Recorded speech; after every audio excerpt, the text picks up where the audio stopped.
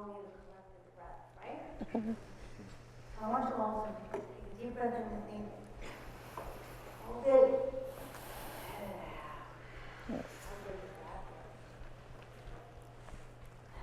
I don't want to grow up. It's always grow skinny. Show of hands. Who's singing that jingle? Who remembers that jingle? Who used to be doing this? You know you all. Doesn't it just make you smile? Doesn't it just make you feel good? Don't you feel a little bit childlike even too? Here's a fun fact for you. You were all Toys R Us kids at one point. Why?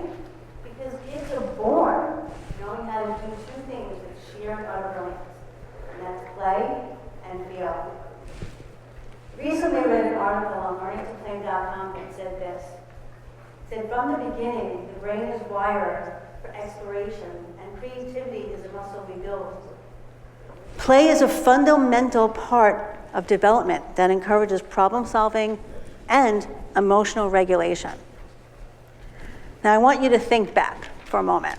When was the last time you laughed so hard your belly hurt and maybe even peed a little? Just a little bit. When was the last time you built a fort out of couch cushions? Or, like I used to, jump from couch to couch because, the floor was lava. You couldn't go on the floor because you're going to get burnt by the lava. Or just made up silly songs and silly dances. There was not a care in the world when we did all this, right? We were young, we were free, we were stupid. Didn't matter. We weren't worried about judgment from other people. We didn't care what other people thought, what other people were saying to us. We weren't chasing likes, followers, validation. We weren't doing any of that. We were being fully free, fully expressed, fully ourselves. And we were alive with joy and play and wonder. And we had this spark about us. But then the world and society got a hold of us. And what happened then? Sit down, act your age, color inside the lines. And suddenly being silly and ridiculous meant that we were spoken to like it was a bad thing. So we stopped being Toys R Us kids, and we stopped laughing, and we stopped being silly and ridiculous. We started dimming our lights. We started really caring about what other people thought and said to us. We tried to fit in. We stopped being our fully expressed, authentic selves. And guys, we got serious. Got a little boring, if we're going to be honest about it a little bit. And it kind of took a hold of us for a little while. I'm a proud Gen Xer. Well, you know what? Hold on a minute, okay? Here's the thing I want to say. I'm a proud Gen Xer, okay? I remember deeply going outside and playing until the street lights came on. I remember making up games like Ringalivio 1, 2, 3, 1, 2, 3, 1, 2, 3, and Manhunt, and all those types of things. By the way, you know how we would get in touch with each other? We would call each other up on the phone that was attached to the wall with a long cord, and we'd actually have to dial the numbers and go like this. Anybody else remember that? Okay? And we'd be like, okay, let's meet here at this place and this time. Here's the thing. We didn't care. We were left to our own devices. Nobody was paying attention to us. None of us cared at all. It didn't matter. Here's also a fun fact for you guys. I remember when the internet came to be. I am that old. Okay? Back then, we were like, what is this newfangled thing? Because you remember, we used to have to tape things off the radio, and hopefully the DJ wasn't talking over the song. You'll remember that, right? Okay? It was a simpler time. And the internet was like, whoa, what is this? What do you mean the internet? I don't understand what this is. So here's what happened. Fun fact, by the way, the internet was dial-up. You couldn't be on the phone and the internet at the same time. You're all laughing because you all remember that. Okay? But here's the thing. We were excited about it. It was new. It was exciting. So what did we do? We flocked to it. What do we do when anything is new and exciting, right? We flocked to it. And when we flocked to it, it took away something from us, right? We stopped being imaginative. We stopped exploring. We stopped caring. And we stopped being imaginative. And you know what? We couldn't see what was coming. There's absolutely no way we could have been like, oh wait, we can absolutely see what's coming, right? Because we couldn't see that the kids nowadays, think about it, right? They're on social media 24/7. Everything is available to us all the time, right? Everything is curated. Everything is perfect. Everything has to go on social media. I mean, listen, I did it today myself too. I'm not gonna lie, I totally posted a picture of myself looking all fine like I do, putting it on the social media, right? But everybody makes it perfect and curated. And the thing is, we're not paying attention to what we're doing, right? And being present where we are. So kids have everything available to them 24/7 all the time. And you know what's happening because of that? They're starving. And they're not starving for food, ladies and gentlemen. They're starving to feel. They're starving to be who they were. They're starving to be themselves. Because what they're doing is chasing likes, chasing dopamine hits, endless scrolling, doomsday scrolling. And they're not exploring. They're not chasing lava. They're not jumping from couch to couch, lava. They're not doing any of that. They're being pressured to be the next big thing and go viral. They're not being Toys R Us kids.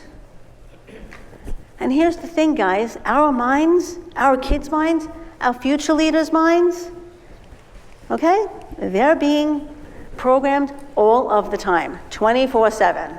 I know, you're like, really true? But yes, okay? Have you ever heard the term garbage in, garbage out? Think about it. What do you say? What are you thinking about? Not just what do you say to yourself, what are you saying to other people for that matter?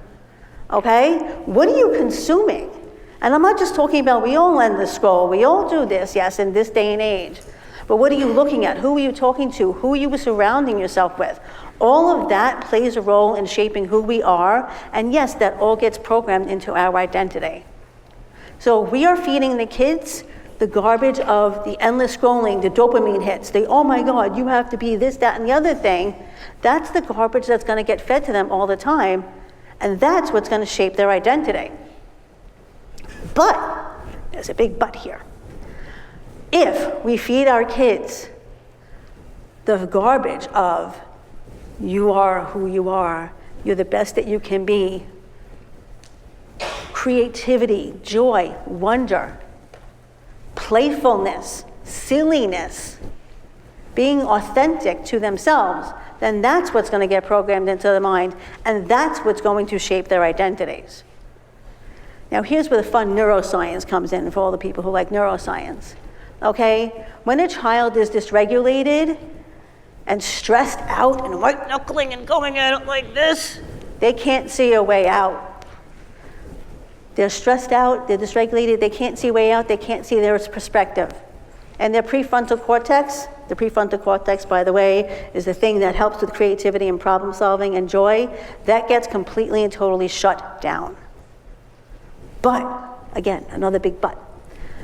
If a child feels safe in their body and they know how to regulate their nervous system, then it opens up a whole portal to possibilities and their perspective is completely and utterly changed. And this, by the way, isn't just true for children. It's true for every single one of us in this room and in the world. Think about it. When you're white-knuckling your way through life, when you're proving, you'll fight me, prove this, right? And you can't see a way out. You can't see a different perspective at all. Your prefrontal cortex shuts down the same way a kid's does. So that's why Julia Roberts, by the way, had the right idea. Everybody who saw Pretty Woman maybe thought Julia Roberts was a little insane at the time, putting her foot in the grass.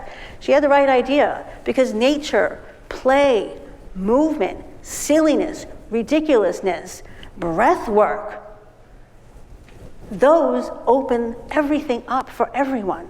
Because here's the thing, guys, our brains are continuously growing. They're continuously learning, they're continuously expanding.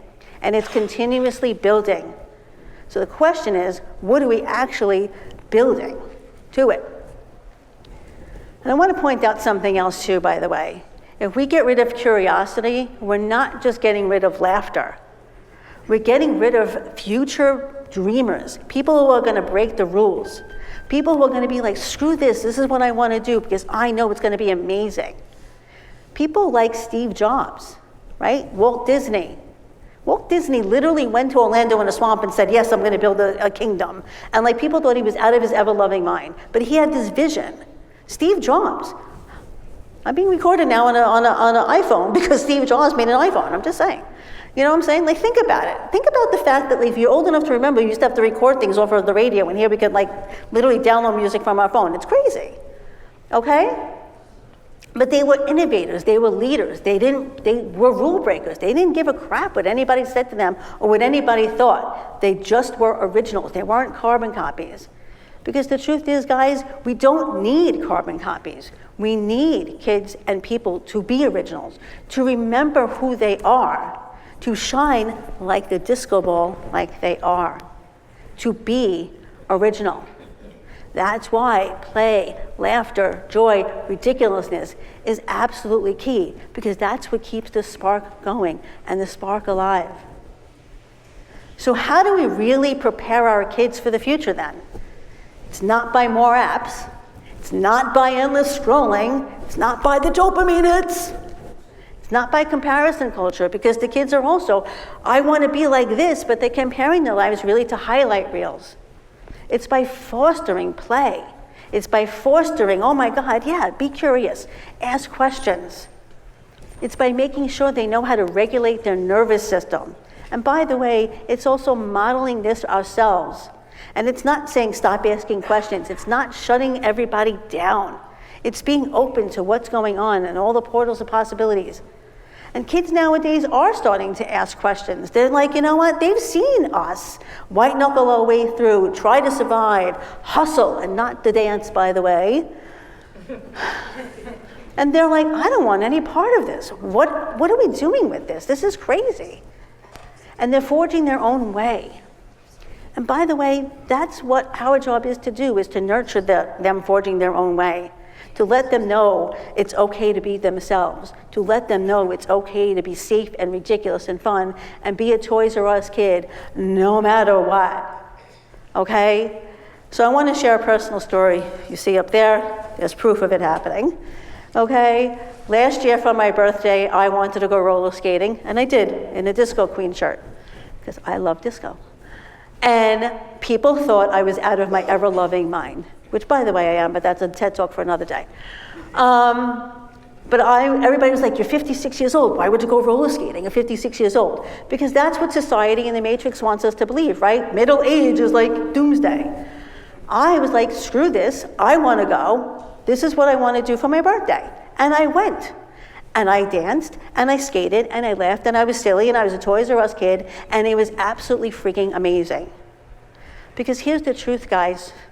When levity leads the way, anything is possible. But we also take life way too seriously. The truth is, none of us are getting out of here alive anyway, so we might as well have some fun. So I want to ask you a question. When was the last time you were just silly and ridiculous, not a care in the world?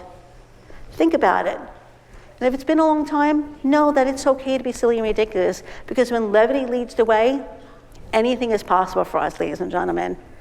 2014 study actually proves this. Research proves that levity for the win, because play isn't childlike. Play is really important, okay? Leaders who are more playful and more adding levity into their mix, they're trusted more, but people are more motivated by them.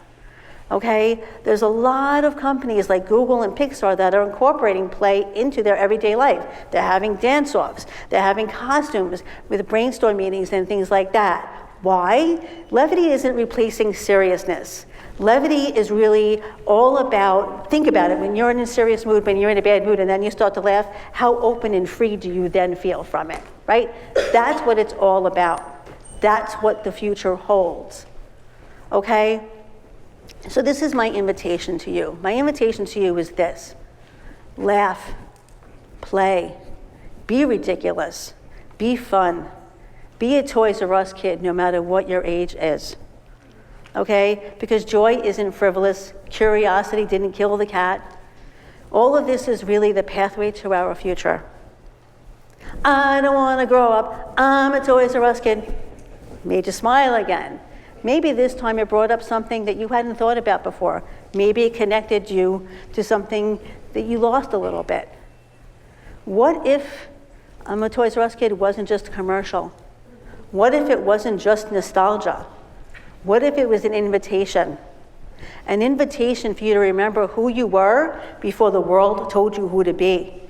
An invitation to reclaim that spark, that joy, that wonder, that silly, that ridiculousness that we all have inside of us that needs to come out. What if I'm a Toys R Us kid, I don't want to, I don't want to grow up, I'm a Toys R Us kid. What if that wasn't just a jingle? What if that was the way forward for all of us? Thank you.